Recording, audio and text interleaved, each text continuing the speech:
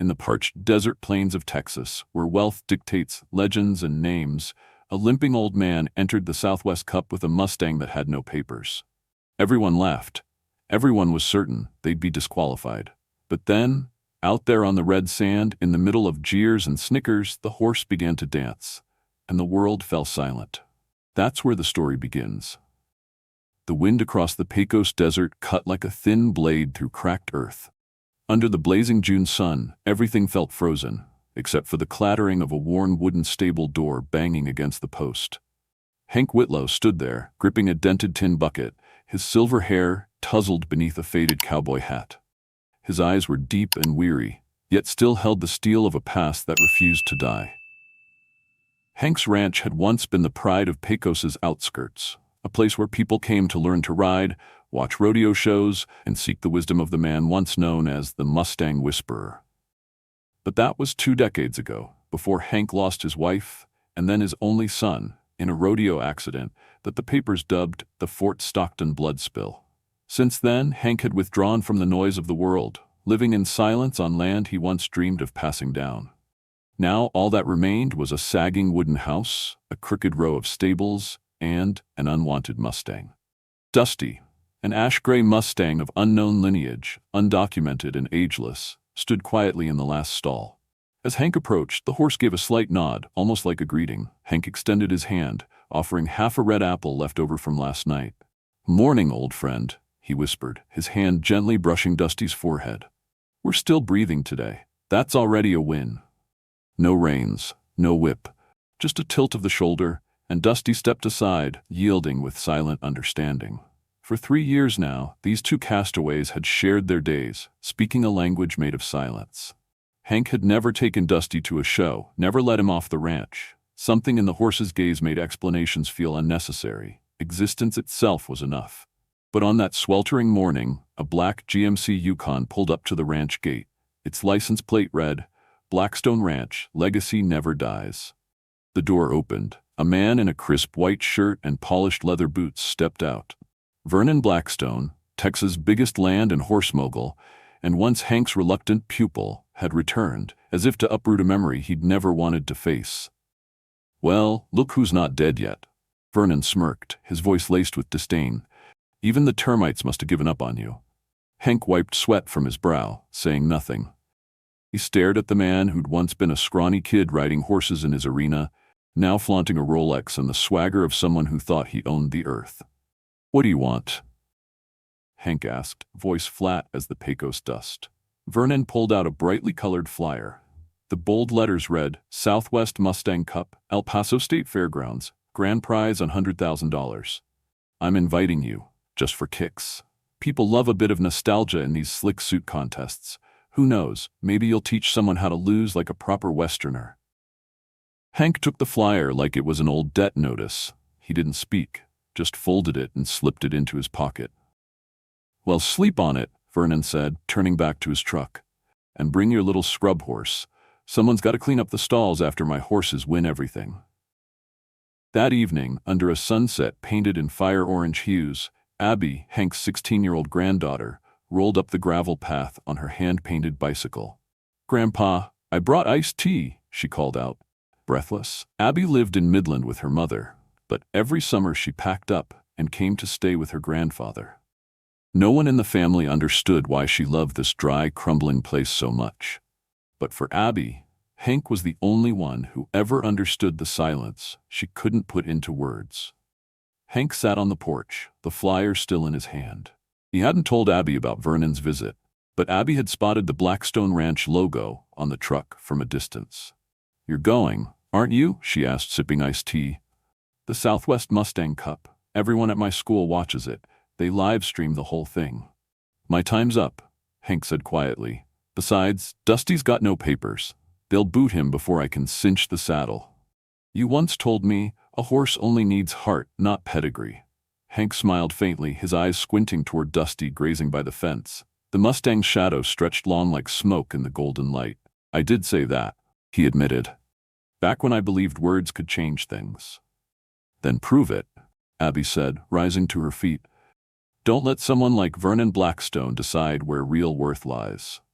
That night, Under the dim barn lights, Hank lifted the tarp off an old saddle. His father's saddle, hand-tooled leather, edged in silver with the Whisper saddle crest, hadn't touched a horse in years. He ran his hand along the worn stitching, then gently lifted it. "Tomorrow we begin," he said softly, mostly to himself. "One last time." Dusty raised his head from the shadows as if he understood. A journey had begun. Not to win, but to reclaim what the world tried to take. Dignity, trust, and truth. The Pecos weekend market was something caught between nostalgia and adversity.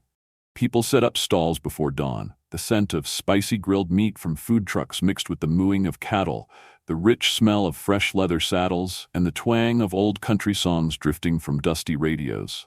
To the locals, this was more than a place to shop. It was a place to be seen, to whisper, to compare, and more often than not, to judge. Hank Whitlow walked slowly past the vendor rows, his worn hat pulled low over his face.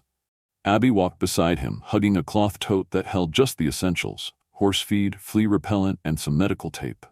She tried to act composed, but the stares around them pricked like cactus needles. "That's him," a middle-aged woman in a plaid shirt hissed to her friend. "Whitlow, the old man who thinks he can race a scrub horse against European stock." The other chuckled loud enough for Hank to hear. "Every competition needs a comedy act, right?" Hank didn't respond. He didn't stop. He didn't turn. But his shoulders, once upright like an old saguaro cactus, drooped slightly. Abby glanced up at him. "Ignore them, Grandpa," she whispered. "They don't know what Dusty can do." "I do," Hank said calmly, but his grip on the tote's strap tightened just a little. An hour later, they stopped at a small vet tent set up behind the market. A young man in a deep blue jacket embroidered with Southwest Equine Health sat behind a wooden desk, reading a paper. He looked up and broke into a broad smile. "Mr. Hank Whitlow?" He stood up quickly. "I'm Mason Hale. Been the vet out here in Pecos for a year now. I saw you and Dusty perform at the San Pedro Festival last year. Never forgot that moment." Hank narrowed his eyes. "You know Dusty?" "Maybe you didn't see me," Mason chuckled. "I was behind the fence. But I saw it. A Mustang with no bridle, no lead, no spurs, moving in perfect rhythm. That's no accident." "What do you want?" Hank asked cautiously. "I'd like to offer a free checkup on Dusty before you head to El Paso," Mason replied. "That contest's a big one. Long drive, brutal heat. I just want to make sure he's fit." Abby looked at her grandfather, eyes bright. "Please, Grandpa," she urged. "He's for real." Hank nodded slowly.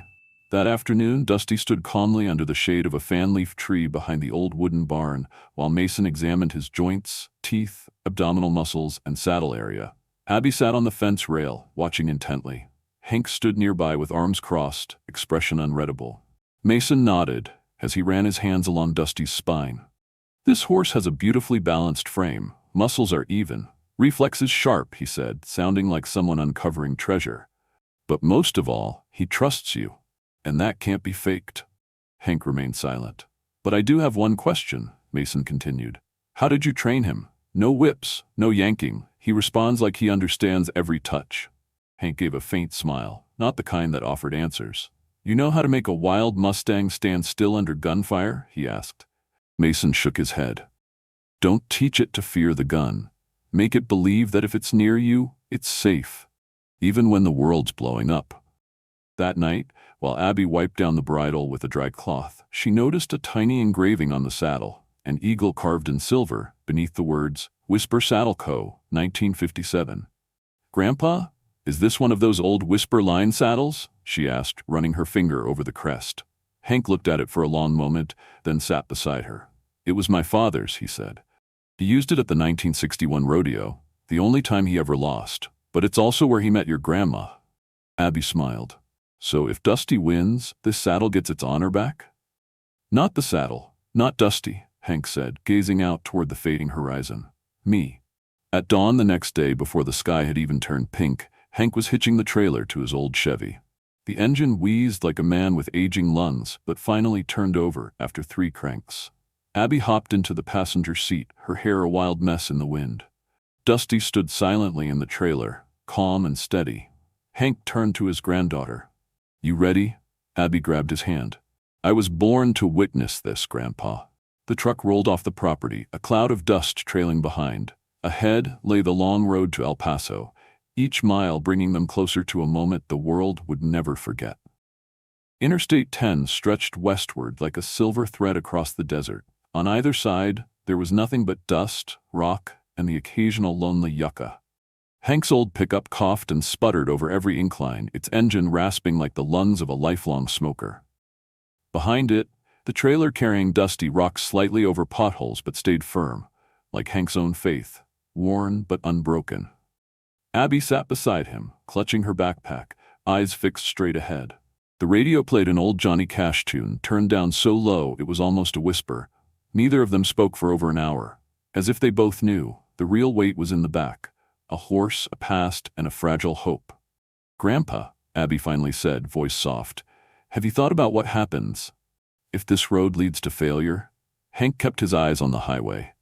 "Failure doesn't start at the end," he replied. "It starts when we stop moving." By noon, the sun was high and brutal, pushing past 100 degrees. The AC had died last year. Now only the cracked window offered relief. Hank began to hear a strange knocking under the hood, metal on metal, out of rhythm. "Damn it," he muttered. Minutes later, a column of black smoke erupted from under the hood like an angry dragon. Hank slammed the brakes and jumped out. Abby followed, her cheeks flushed red from the heat. Hank popped the hood. Steam rose like fog. "Radiator," he mumbled. "Been leaking for a while. Guess it finally gave out." Abby scanned the horizon. Nothing but desert. No houses, no trees, not even a passing car in the last 15 minutes. "Do you have service?" Hank asked. Abby held up her phone. "No bars. Dead zone." Dusty began to paw the trailer floor, restless, uneasy, like he sensed something wrong. Hank hurried back. The small battery fan had died. Inside the trailer, it was turning into an oven. "Get the wet cloth in the cooler," Hank ordered. "We have to cool him down." Abby rushed to comply, gently pressing the damp towel to Dusty's neck. The horse trembled slightly, eyes wide. Hank stroked his forehead, whispering. He hadn't seen Dusty this anxious since the day he brought him home from the edge of a canyon. An hour passed.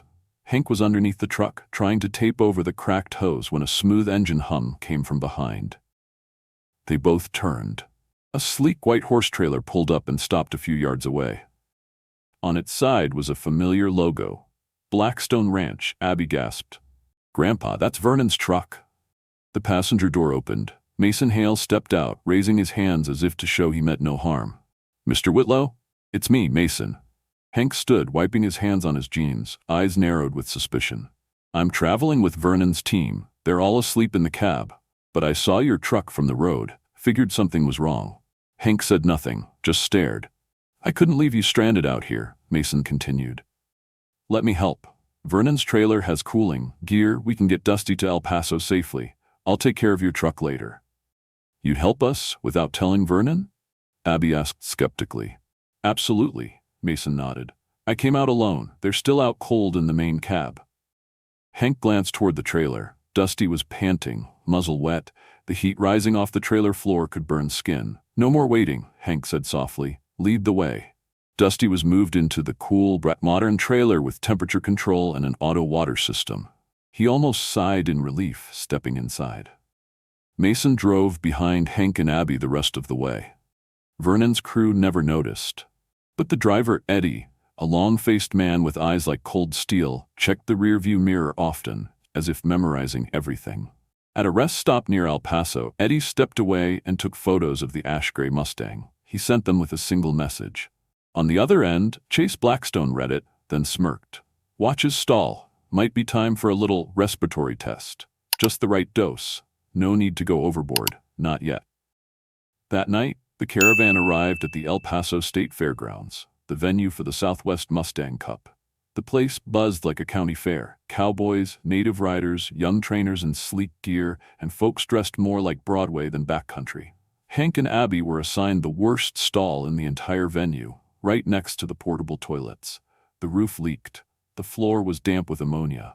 "This wasn't by accident," Hank muttered. "They put us where they want people to disappear." Abby clenched his hand. "Then we won't disappear." While Hank spread clean straw, Eddie walked by, coffee in hand, eyes full of contempt. "Careful, old man," he sneered. "In cities, strange horses tend to react badly to the air." Hank stood tall but said nothing, his eyes fixed on Eddie like a rusty nail. Silent, cold, sharp. That night, in their makeshift canvas tent, Abby couldn't sleep. She listened as her grandfather adjusted the tack, went silent, then adjusted again, like a soldier prepping for his final battle. Outside, Dusty made a strange noise. A soft, deliberate tap of his hoof, twice, like a warning. Hank stepped out, eyes scanning. Dusty stood pressed to one side of the stall, head tilted toward a corner. Hank approached. Beneath the hay he found a small gray pouch. Printed on it, Equi-Calm, a vet-grade respiratory irritant. Improperly dosed, it could make horses lose control. He picked it up, clenched his fist, his eyes turned cold, but then he breathed deep and returned to brushing Dusty's mane as if nothing had happened. "Will you report them?" Abby asked when he told her. Hank looked at her, the lantern light casting deep shadows on his weathered face. "No," he said. "I won't win by exposing cowards. I'll win by showing the world who needs to cheat and who doesn't." He patted her shoulder. "Tomorrow?" Dusty steps onto the main arena. "Are you ready?" Abby nodded, and Dusty, part of their family, tapped the ground once, as if answering. Dawn draped the El Paso fairgrounds in a hue of deep amber wine, but for those housed in the lowest-tier stalls, there was little comfort in that beauty. The sunrise came thick with the stench of manure, buzzing flies, and the quiet contempt of the better positioned. Hank and Dusty had been given a stall directly beside the row of portable toilets, the air so foul that Abby gagged the moment she stepped outside. "We can't leave Dusty here," she said, pinching her nose.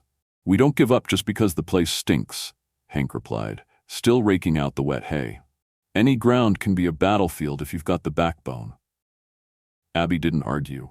She pitched in, glancing around now and then, always on alert for more sabotage. A soft clack echoed from the stall. Dusty stood square and silent, eyes fixed beyond the fence as if waiting. His amber eyes shimmered with a strange focus, so intense that anyone who met them had to pause. Hank walked over and gently brushed Dusty's forehead. His hand passed over a crescent-shaped mark just between the horse's brows, the place he called the scar on the sun. That mark, Hank believed, was what made Dusty different. By midday, the inspection team had begun moving from stall to stall. An older man wearing a worn leather jacket, sunglasses, and a weathered brown cowboy hat stopped in front of Dusty. He didn't speak. He simply observed the horse like a sculptor sizing up a block of marble. "That's Roy Bellamy," Abby whispered. "Head judge, he's a legend." Roy didn't look at them. He crouched slightly, muttered something under his breath close to Dusty's muzzle. Dusty nodded. So subtly it seemed impossible. Roy gave the faintest smile, then walked away without a word. "You saw that?" Abby gasped. He understood, he responded. "Yeah," Hank nodded, which also means more people will try to stop him from advancing. That afternoon, the mandatory vet checks began. Each horse had to pass 3 stages: general health, ID verification, and a temperament test. Dusty had no ID, no birth records, only a name and a gaze that people didn't forget. "This one's undocumented," said one of the officials.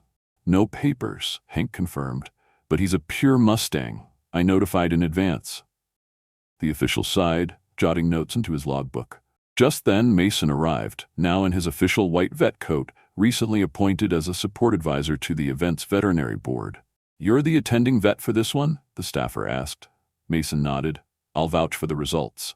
The exam was brief but tense. Every twitch of Dusty's ear was under scrutiny.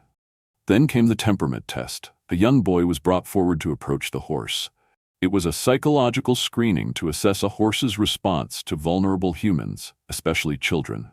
The boy, Luke, looked about 7, shy, clearly afraid of horses. But when Dusty gently lowered his head and nudged the boy's tiny hand with his nose, something shifted. Luke giggled, then stroked the bridge of Dusty's face. The room went still. One judge murmured, "This horse has a different kind of connection." Mason nodded. "He understands people. He doesn't need reins." From across the paddock, Roy Bellamy approached. "That horse," he said, "does it have a birthmark?" Hank slowly nodded. "A crescent, right between the eyes? He's not a racer, he's a companion." Roy leaned in to inspect. When he saw the mark, he froze. His hand trembled slightly. "Start answer," he whispered. "Excuse me?" Hank asked, but Roy didn't reply. He turned and walked away like a man who had just seen a ghost. Hank and Abby stood silent, hearts pounding. The name Star Dancer, a legendary mare believed lost in a scandal never fully made public, had just stepped out of myth and back into the world. That evening, inside the stall, Hank cleaned Dusty with a cloth, not a brush. Just his hands and gentle strokes like soothing a child. "Tomorrow will be different," he whispered, "but no matter what they say, you're still you. And I'm still me." Abby, sitting nearby repairing an old leather strap, looked up. "You think they'll realize he's really Stardancer's bloodline?" Hank shook his head. "If they do, things will get messy. Vernon won't sit still." "Should we back out?" Abby asked, her first sign of hesitation since the journey began. Hank placed a hand on her shoulder. "No, Abby, if we back out now, I'm teaching you that truth isn't worth fighting for. But if we stand firm, win or lose, you'll know no one gets to take away your belief. Not even the rich and powerful." Abby nodded, her eyes misty. She hugged him, light as the fragile hope they both clung to. That night, El Paso turned cold. Desert winds snapped across the roof slats like cracking whips. But inside Hank's stall, Dusty lay curled in the straw, breathing softly. He knew tomorrow all eyes would be on him, not because of papers, not because of pedigree, but because of his heart. Because of the crescent scar on his brow, a mark no one could bury. Morning light spread across the competition arena like a golden ribbon laid over the dusty floor of El Paso. Today was the day Hank Whitlow would walk into the ring with Dusty, the horse once mocked by an entire town. And now, in this grand arena where the wealthy sipped cold drinks beneath white awnings, the old man with scuffed boots, a faded shirt, and eyes carved by time was the center of it all. Abby stood at the edge of the fence, hair tied back, clutching a red handkerchief once owned by her late mother. "Luck's with us today, right, Grandpa?" she whispered as Hank walked beside Dusty into the open. The crowd murmured. Some chuckled. Some snapped photos. A few raised their eyebrows at the sight of Hank approaching with no reins in hand. Roy Bellamy, the seasoned judge with silver-streaked hair and a sharp eye honed by decades of competition, leaned toward a staffer. "He's riding without a bridle?" Roy asked, surprised. The staffer snorted. "Guy must have gone senile. What's this? A circus act?" But in the arena, Hank simply patted Dusty's neck. No orders, no spurs, no whip. And Dusty began to move. The first steps were a soft spiral, then steady strides as if a hidden melody guided each hoof. Hank didn't pull or push. He walked beside Dusty, like an old friend, like a shadow of his soul. Then Dusty paused, and in front of hundreds, he rose into a levi, rearing gently on his hind legs, head proud, posture regal like a war statue from old Spain. Gasps rippled through the stands. Next came a pirouette, a tight, perfect spin in place, graceful as ballet. Roy Bellamy stood up. He clenched his scorecard tightly, eyes locked on the dust-colored horse. "No way," he muttered. "A wild Mustang just did that?" Vernon, watching from the VIP tent, went pale. His wine glass shook in his hand. Chase, his grandson, exhaled sharply. "We've got to do something. If we don't, that damn thing's going to steal the whole show." Children in the stands began cheering. One little boy, diagnosed with autism and known for rejecting all contact with animals, suddenly ran to the fence and waved.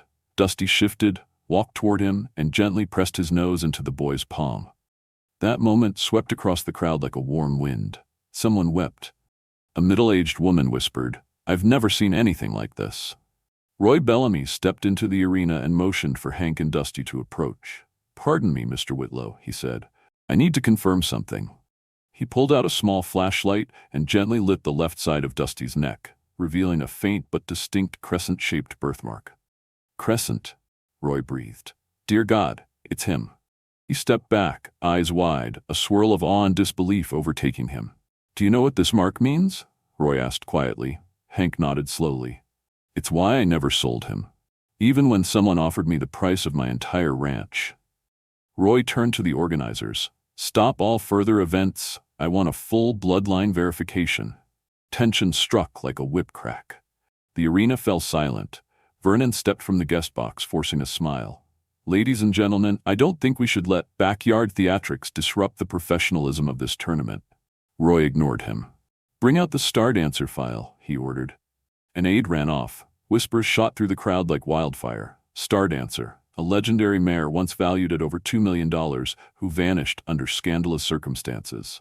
Her last registered owner before her disappearance? Vernon Blackstone. Hank said nothing. He stroked Dusty's mane, the horse standing still amid hundreds of stares.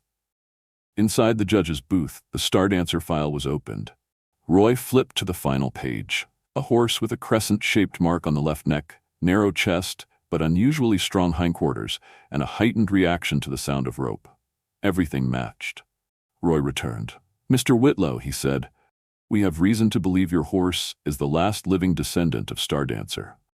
The arena held its breath. Abby clutched Hank's arm, trembling, not from fear, but something deeper. Hank only smiled gently and looked down at Dusty. "You see, Abby," he said softly, "we don't need anyone to declare it. We just had to keep believing." A woman sobbed in the back row. A man in the front removed his cowboy hat and placed it to his chest. Then the crowd exploded into applause, not for a performance, but for a man and a horse who had believed in each other when no one else would. In the middle of the red sand of El Paso, Dusty raised his head high. No reins, no whip, no pedigree, just trust, and a crescent-shaped scar to remind the world, some things can never be buried. The next morning, the El Paso Fairgrounds echoed with a sharp announcement. "All competitors not yet scheduled, please report to Zone A. The event is temporarily suspended pending internal investigation." News spread like wildfire. Local reporters swarmed in. A TV station began a live broadcast featuring Roy Bellamy, who now stood beside a sealed glass case displaying Star Dancer's registration papers, and a preserved silver strand from her mane. Meanwhile, back at the stables, Hank quietly brushed down Dusty. Abby sat nearby, her eyes still puffy from the emotional storm the day before. She said nothing, only clutching an old photo of her grandmother, the woman who once taught her, "The truth always finds a way back." Suddenly, footsteps pounded the dirt. A security officer sprinted up, breathless. "Mr. Whitlow! Trouble coming. Vernon's on his way to the barn, with a lawyer." Before the words could settle, Vernon Blackstone appeared. Storming through the aisle, a sharp-suited man at his heels, his hair slicked back, eyes sharp with calculation. "I demand immediate inspection of this horse," Vernon barked, facing the media. "This Mustang, Dusty, is stolen property." "You're lying," Abby cried. She ran forward and threw her arms out in front of Dusty, just as Vernon strode too fast, accidentally shoving her to the ground. A collective gasp rippled through the crowd now gathering. Phones went up. A woman shouted, "He just pushed a child." Roy Bellamy arrived on the scene instantly. "Back off, Vernon. You no longer have authority here." "I have every right to sue," Vernon barked. "That horse is either Star Dancer or her direct descendant, and I was her last legal owner." A deep voice cut through from behind. "No, you weren't." Everyone turned. A tall man in a weathered denim shirt, with a thick beard and calloused hands, stepped forward. It was Caleb Blackstone, Vernon's older brother. Once driven out of the horse industry after a murky lawsuit, he now stood with eyes full of pain and purpose. "I raised Star Dancer from the day she was born. But after I refused to sign away our land, Vernon had her taken behind my back. She disappeared the next night." The air went still. Vernon paled but kept his tone cool. "You have no proof. Don't make up stories out of jealousy." Caleb turned to Roy. "I do. I have a signed copy of the coerced land deal Vernon made me sign, under pressure from the bank, with promises to protect Star Dancer. And I have a video." At that moment, Mason Hale entered with a USB drive in hand. "I used to work for Vernon back then," Mason said. "The night Star Dancer vanished, I was there. I recorded it." A projector screen was wheeled into the main arena. The footage played. A shaky but clear image of Chase, Vernon's grandson, leading Star Dancer into a canyon behind the ranch. A voice on the audio whispered, "Go on, freak. If you don't die out there, then just disappear from our lives." The arena fell silent. Vernon shouted, "Fake, it's staged. This is a setup." But Roy raised a hand. "That's enough. With the birthmark, the genetic match, the testimonies, and now this video, I hereby declare Dusty a legal descendant of Star Dancer. And I name Mr. Hank Whitlow, his rightful guardian, under federal protections for rescued wild horses." Local authorities stepped forward. Vernon and Chase were escorted off the fairgrounds under charges of animal cruelty and fraud. Abby, still shaken, stood up. Dusty stepped toward her and gently nudged her shoulder. Hank came beside them, placing a hand on Dusty's neck. "You see, kiddo?" he said. "The truth doesn't have to shout, it just has to keep standing." Caleb approached and pulled a letter from his pocket. "These are the papers to the old land. If you'd like, we could rebuild it, together. Stardancer Ranch." Hank looked him in the eyes. For years he'd resented the Blackstone name. But now, in Caleb's gaze, he saw remorse and respect. "If it's for the kids and the horses," Hank said, "I'll think about it." Behind them, the crowd no longer whispered in mockery. They murmured praise, respect, and quiet gratitude for a man who stood up not with force, but with integrity. Above them, the Texas sun broke through a thin veil of clouds. Dusty raised his head, as if sensing his mother, Stardancer, smiling from somewhere beyond Justice's long, dusty road. The El Paso Stadium fell into a hush as Dusty stepped out one final time, bathed in warm spotlight during the official closing ceremony. The stands, once filled with skepticism and ridicule, now rose in thunderous applause. One by one, they stood, not for a trick, not for a stunt, but for the man and the horse who had walked out of the dust and into legend. Roy Bellamy, the veteran judge once known for his stern standards, walked to the center of the ring with a silver medal in hand. He placed it into Hank's weathered palm. The inscription read, "Legacy Rider for changing the spirit of the Wild West." "Mr. Hank Whitlow," Roy said, his gravel voice thick with emotion, "you didn't just save a horse, you resurrected a bloodline, and you reminded us all. Training a Mustang isn't about control, it's about listening." Hank stepped forward. No spotlight, no pageantry, just an old cowboy hat and Dusty's quiet strength beside him. He took the medal, and for a second it felt warm in his hand, like the memory of something long lost and now returned. From the crowd, Abby ran up and wrapped her arms around him tight. "I knew you'd do it," she whispered, tears in her voice. "No," Hank said, voice hoarse. "Dusty did it." Caleb Blackstone stood nearby, next to Mason Hale. No one spoke Vernon's name anymore. The man who once ruled the Southwest horse world now faced indictments and likely ruin. Rumor had it he'd have to sell everything and never touch another Mustang again. As for Mason, his whistleblowing had earned him more than praise. He was now appointed as the official veterinary advisor to the Southwestern Wild Horse Preservation League. He beamed as he looked at Hank. "You're not the lonely desert man anymore," Mason said. "Not quite," Hank smirked. "But at least now I've got a reason to clean the old barn." A week later, the town of Pecos bloomed like spring. The long-abandoned land once owned by Caleb Blackstone was officially combined with Hank's modest ranch, now known as Stardancer Ranch, where heart leads legacy. A hand-carved wooden sign stood proudly at the gate, etched with an image of Dusty rearing beneath a crescent moon. But it wasn't just a training facility. It was now a riding school for kids with difficult circumstances, built from Abby's idea and funded by Caleb himself. One crisp autumn afternoon, mesquite leaves turning gold, Dusty stood at the center of the pasture, watching children laugh as they learned to ride. The breeze tugged at his mane like a whisper from the sky. Abby guided a young boy through saddle placement, her face lit by the kind of light that doesn't come from the sun, but from purpose. Hank sat on the porch steps, coffee in hand, eyes watching a memory come back to life. Caleb joined him, sitting without a word for a while. "I never thought I'd be back here," he finally said. "You came at the right time," Hank replied. "What about Vernon?" Caleb asked. "Sometimes folks have to lose everything before they can learn how to begin again." They sat in silence. Then Caleb exhaled. "I'm not here to ask forgiveness, just not to miss another chance." Hank nodded. "I'm not here to grant it, but I choose to move forward." Dusty wandered over, placing his head gently on Hank's shoulder, his way of saying, "The day is ending, old man." Hank placed his hand on Dusty's neck and whispered, "You know, Dusty, I thought I brought you to that arena to restore some pride. But really, you brought me there to find myself again." Behind them, Abby helped a boy lift the bridle. To the children, Dusty wasn't just a beautiful horse. He was living proof that even the cast-offs can become miracles if given love. The grand opening of Stardancer Ranch felt like a festival. Reporters, bloggers, camera crews, everyone wanted a piece of the legend. But Hank stayed close to Dusty, sitting in the shade like an old ghost with a quiet smile. A young reporter asked him, "If you could leave one message for the next generation, what would it be?" Hank looked up. His eyes weren't stern or sad anymore. They were clear. "Be patient with what's imperfect," he said, "because most great things begin where no one expects anything at all." That night, light rain swept through Pecos. Hank went to the stable, laid an extra blanket across Dusty's back. The Mustang nudged his chest, then breathed, deep and slow. Hank leaned in close and said, just loud enough for only Dusty to hear, "It was never about the contest, was it?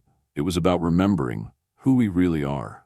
And beneath the Texas stars, in the soft dark of an old wooden stable, the image of a man and his horse standing side by side became more than memory. It became a symbol of loyalty, of truth, and of the power to start again, at any age. If you believe that loyalty and courage can come from a creature the world once gave up on, comment 1 below. And if you've ever witnessed a moment so powerful it silenced a crowd, between a human and a horse, comment 0. Don't forget to subscribe to True Animal Stories, where love, trust, and truth always find a voice. We'll see you in the next legend.